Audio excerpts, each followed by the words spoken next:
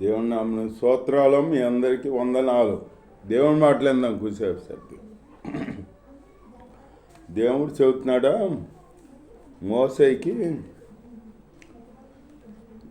నీ అన్న అహరోను కుమారులు అహరోను నాకు యాజకులుగా ఉండాలి. యాజకులకు చెప్పే విధానం ఏంటంటే,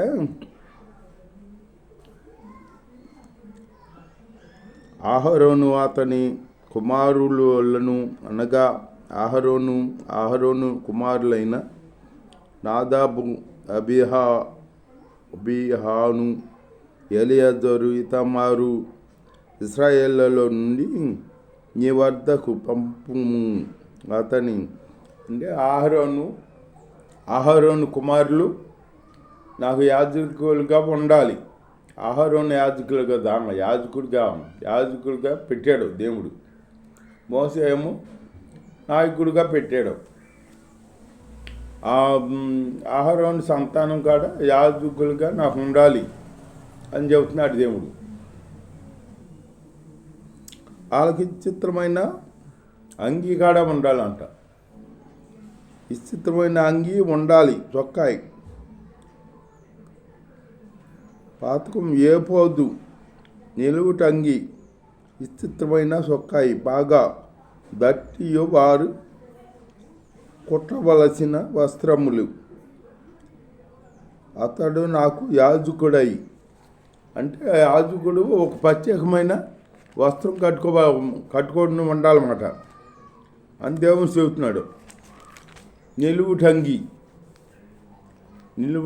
ఉండాలి యాజకుడికి, అది చెబుతున్నాడు యేసయ్య.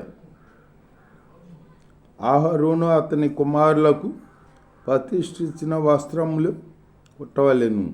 వారు బంగారును, నీలము, ధూమ వర్ణములు గల నూలును, సన్న నారను తీసుకొని బంగారుతోను, నీల, ధూమ రక్తవర్ణము ఏపోదు పేనిన సన్న నారతో చిత్రకారుని పనిగా చేయవలెను. వాళ్ళు నిలువుటంగిలు నేతారు కదా, నేసిన నిలువుటంగి వాళ్ళు ధరించాలి. యాజకులు గుర్తు అది, అలాగే గుర్తు అది.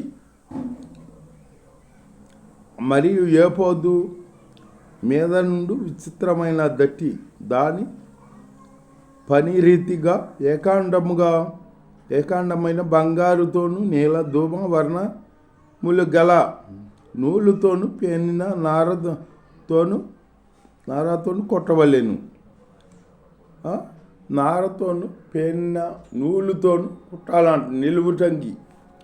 అవి వేసుకోవాలి. వాళ్ళు అవి వేసుకుని ఒక ప్రత్యేకంగా కనపడతారు. వాళ్ళు ఉండాలి యాజకులని గుర్తు. మరి ఈ రోజున ఏంటంటే సేవ చేస్తున్నారు కానీ యాజకులని గుర్తు ఉంటలా. ఎవరు సేవకులు కాదో గుర్తుంటలా. వాళ్ళు ఏంటి, ఆ చర్చిలో ఉన్నప్పుడే కథ తెల్ల వస్త్రం ధరిస్తున్నారు. ఒక్కొక్కరైతే ధరిస్తలా, అట్లా తెల్ల వస్త్రం కాడ ధరిస్తలా. ఏంటో అతి తెలివి సంపాదించినట్టు సేవకులు ఇప్పుడు మొదలెట్టారన్నమాట. సేవకులు బలిపీఠం కాడ నిలబడినప్పుడు ప్రతిష్ఠిత వస్త్రం ఉండాలి, తెల్ల వస్త్రం ఉండాలి. ఆ వస్త్రమే గుర్తు ఆయనకి. దేవుడు ఏర్పరచుకున్న బిడ్డ ఈయన అని గుర్తు. కొందరు ఏంటి ఏమంటారంటే, వస్త్రాలు ఎందుకు, తెల్ల బట్టలు అయితే నేను భక్తులా లేదా భక్తులు కాదా అంటారు. ప్రకటన గ్రంథంలో ఉంది, బైబిల్ చదివితే తెలుస్తుంది. నా బిడ్డలైన వాళ్ళు తెల్లటి వస్త్రాలు వేసుకుని ఉంటారని ఉంది. ఆ తెల్లటి వస్త్రాలు వేసుకుంటే ఆయన బిడ్డలన్నీ తెలుస్తారు. యాజకులే అతలో కొందరు ఎవరో వేస్తున్నారు, వాళ్ళు వేస్తున్నారు. చర్చిలో తెల్ల వస్త్రాలు వేసి వాక్యం చెప్పేసి తర్వాత మామూలు బట్టలు వేసుకుని తిరుగుతున్నారు. మామూలు బట్టలు వేసుకుని మామూలు లేక తిరుగుతున్నారు. వాళ్ళు ఎదురుపడిన ఒకవేళ మన చావకులని వందనాలు చెబుతామనుకుంటే వందనాలు చెబితే ఎక్కడ వాళ్ళ చావకులో ఎవరో తెలుతుల్లా ఆ బట్టలు చూసి. నువ్వు లోకం వాళ్ళు వేసుకున్నట్టు నువ్వు వేసుకుంటే లోకం వాళ్ళకే నీకు ఇంకా తేడా ఏముందే? నువ్వు ఒక ప్రత్యేకంగా కనపడాలంటున్నాడు దేవుడు. లోకం వాళ్ళు ఉన్నట్టు నువ్వు ఉండకూడదు. వాళ్ళ పద్ధతులు నువ్వు చేయకూడదు. వాళ్ళ పనులు నువ్వు చేయకూడదు. నీ పనికి వాళ్ళ పనికి తేడా ఉండాలి. నీ వస్త్రానికి వాళ్ళ వస్త్రానికి తేడా ఉండాలి. దేవుడు బిడ్డవాని ఉన్నావు నువ్వు. దేవుడు బిడ్డవాని ఇంకేంటి? ఆ తెల్ల వస్త్రం ఉంటేనే నీ గుర్తింపడుతుంది, లేకపోతే గుర్తింపడదు. దగ్గర వచ్చాక చెబుదామంటే వాళ్ళు చెప్పాక మనం గుర్తుపట్టలేకపోతున్నాం. మామూలు బట్టలు వేసుకుంటుంటే మనకేం తెలుస్తుంది? రాకమల్లి అనుకుంటున్నాం. అట్లా తయారయ్యారు ఇప్పుడు సేవకులు. సేవకులు ఒక ఆయన ఉండేవాడు.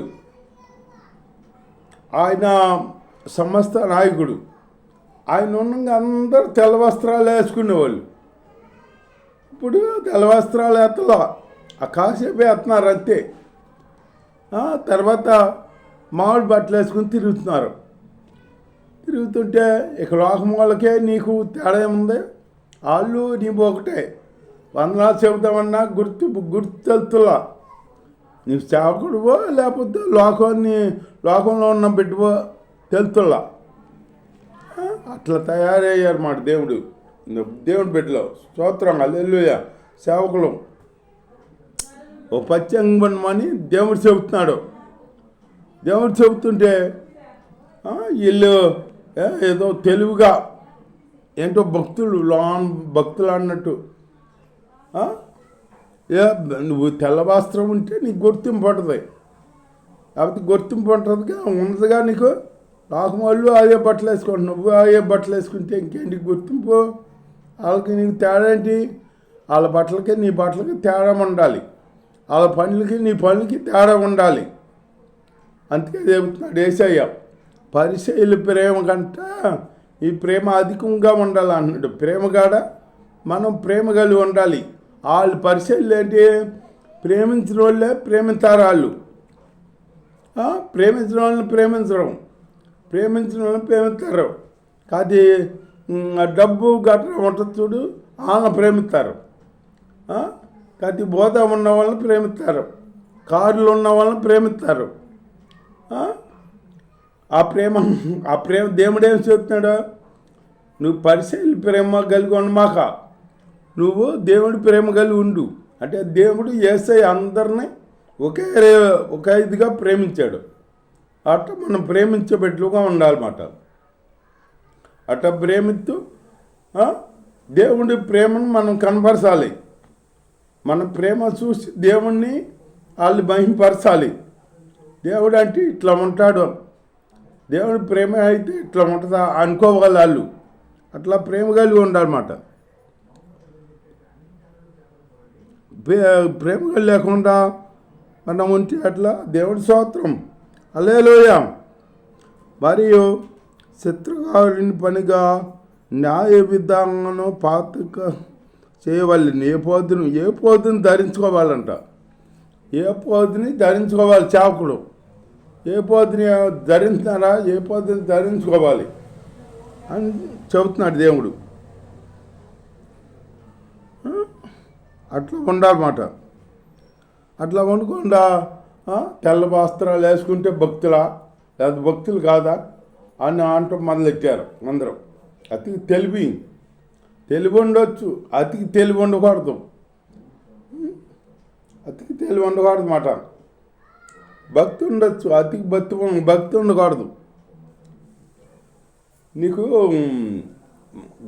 మర్యాద ఉండొచ్చు, అతికి మర్యాద ఉండకూడదు. అట్లా ఉంటే మనం పైకి రామేహం ఎందుకు అణగదొక్కపడతామన్నమాట. ఇక్కడ మందిరం గురించి చెప్పాడు.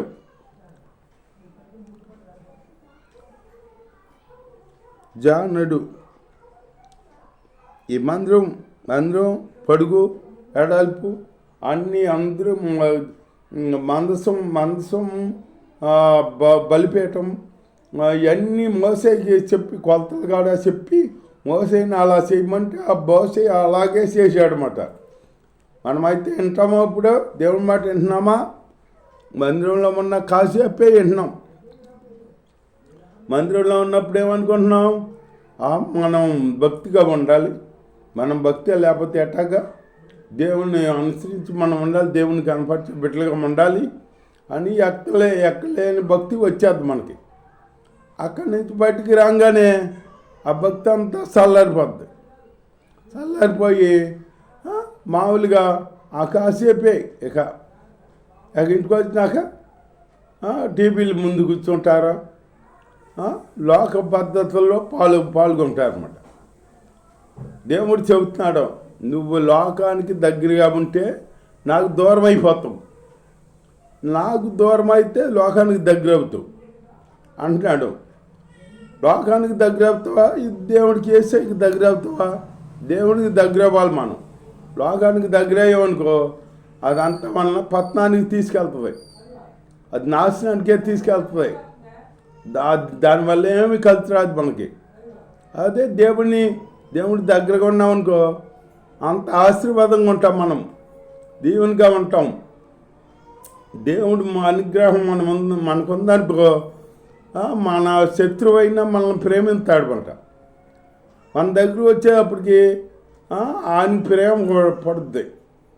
శత్రువు అని కోపంతో వచ్చాడు అనుకో మన దగ్గర రాగానే మన మీద ఆయనకి కనుకం కలిగిద్ది, ప్రేమ కలిగిద్ది అనమాట. కలిగిద్ది అంటే ఎట్లా కలిగింది? ప్రేమ దేవుడు పుట్టాడనమాట. దేవుడు అట్లాగా నా బిడ్డని ప్రేమించు అని ఆ బిడ్డలో ప్రేమ పెట్టాడు. అట్లాగే నువ్వు దేవుడి అనుగ్రహం పొంది దేవుడిలో ఉండాలన్నమాట. అంతేగాని దేవుడితో లేకుండా నువ్వు లోకంలో ఉంటే ఏమి ఉండదు నీకు. ఏదో ఉందా అనుకుంటావు, నేను సంపాదించాను, నాకు ఉంది ఆస్తి అనుకుంటావు, అంత వ్యర్థమే. అట్లా ఒక ఆయన అనుకున్నాడంట బైబిల్లో, ఆస్తి బోర్డు ఉందంట, చాలా ఉందంట, పొలాలు అన్నీ ఉన్నాయంట, పంట కాడ చక్కగా సమృద్ధిగా పండిందంట. పండితే అతను ఏం చేశాడు? పంట అంతా కోసేసి మాసులు చేసి అన్ని చేసి కొట్లు కట్టించి ఆ కొట్లో నిలవేసాడంట. నిలవేసి ఇక ఇట్లాగే సందపూట వాకిట్లో మంచం వేసుకుని పడుకుని అనుకుంటానంట, ఎన్నో సంవత్సరాలకి నీకు ఆహారం కూడబెట్టాను, నేను ప్రాణమా ఆహారం కూడబెట్టాను, నువ్వు ఎన్నాళ్ళు తిన్నా తరగదు అని చెప్పేసి ప్రాణమా తినుము తాగుము సుఖించమని ప్రాణంతో చెప్పుకుందామని అనుకుంటున్నాడంట. ఇంకా చెప్పుకుందామని అనుకుంటాడంట. అంతలోకి దేవుడు స్వరమైన పాడిందంట, ఓరి ఎరివాడా అన్నాడంట. మరి మన జ్ఞానం దేవుని ముందు ఎరితనమే, మన నీతి దేవుడి ముందు మురుగ్గొడ్డ ఎరితనంగా ఉంటుంది. అది దేవుడు నువ్వు ఇచ్చావు ప్రభువా, ఇన్ని ఇచ్చావు నీకు స్తోత్రము అని చెప్పి దేవునికి కృతజ్ఞత కలిగి మనం ఉంటే అది నువ్వు సంపాదించి నువ్వే తింటావు. కాకపోతే అది నా శక్తి వల్ల నేను సంపాదించాను, నా బలం వల్ల నేను సంపాదించాను, నేను చేసుకున్నాను, నేను కష్టపడ్డాను అనుకున్నావు అనుకో, అది ఎటుపోద్దో తెలీదు, నువ్వు అనుభవించలేవు. అది ఎటుపోద్దో నువ్వు ఎటుపోతావో తెలీదు. నువ్వు పైకి పోతావో కిందకి పోతావో పాతాళం అని పోతావో నీకు తెలీదు.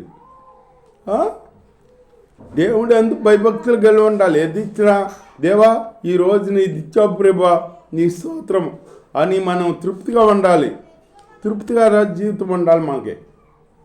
ఈరోజు ఇది ఇచ్చావు ప్రభా నీ స్తోత్రం అని మనం ప్రార్థన చేసుకుంటే దేవుడు నా బిడ్డ కొద్దిగిచ్చినా కానీ తృప్తి పడుతున్నాడో ఆయనకి ఇంకా ఆస్వాదించాలి అని చెప్పేసి మనల్ని ఆస్వాదిస్తాడనమాట.